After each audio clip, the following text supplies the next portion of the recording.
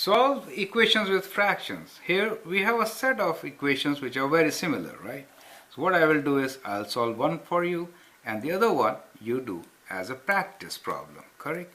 Now here we have x over 3 plus 2 equals to 0, and then we also have x over 2 minus 1 equals to 0. Let me leave this for you and let me try that one. Now to solve this we need to isolate x. First step is let's get rid of plus 2. How do we do that? We do minus 2 both sides. So what we do is we do minus 2 both sides, right?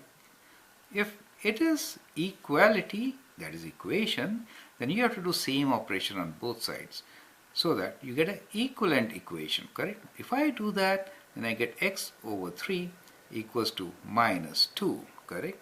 That is what I get when what I do minus 2 here and minus 2 there.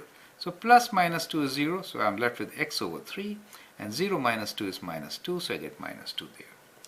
So that's the first step.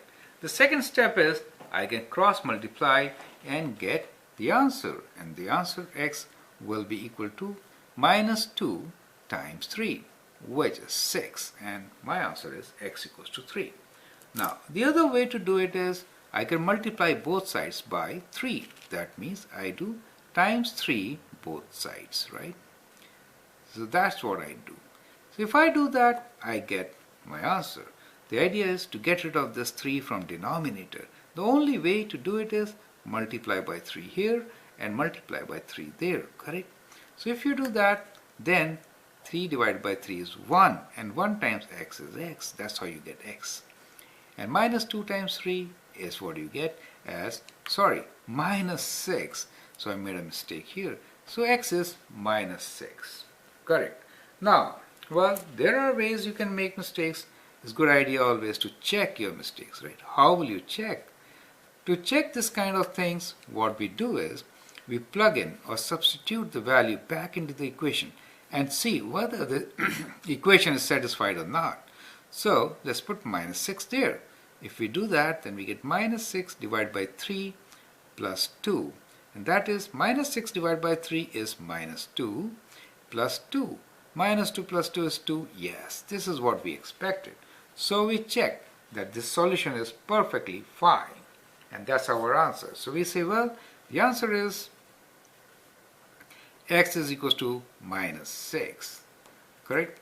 I hope you understand the process of solving this kind of equation and apply your techniques to get this. So let me just remind you all the steps. First step is add 1 both sides because we want to get rid of minus 1. Do the reverse, right? Add 1. So you get 1 here and you get x over 2. And second step is you want to get rid of this 2.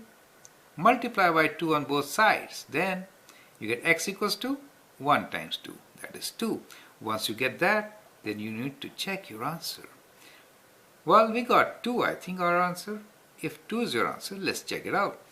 2 divided by 2 is 1 and 1 minus 1 is 0. That's correct.